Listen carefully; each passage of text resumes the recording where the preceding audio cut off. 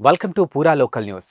మేడారం జాతరకు భక్తులు పోటెత్తారు. ఇక రాత్రిళ్ళు పగళ్ళు అన్న తేడా లేకుండా భారీగా తరలి వచ్చిన భక్తులు అమ్మవారికి పూజలు అందుకుంటూ ఉన్నారు. ఇక ఈ నెల 21 నుండి 24 వరకు మేడారం జాతర సందర్భంగా అమ్మవారికి మంత్రి సీతక్క ప్రత్యేక పూజలు నిర్వహించారు. మరోవైపు మేడారంకు వచ్చే భక్తుల సంఖ్య రోజు రోజుకు పెరుగుతుందని వివరించారు.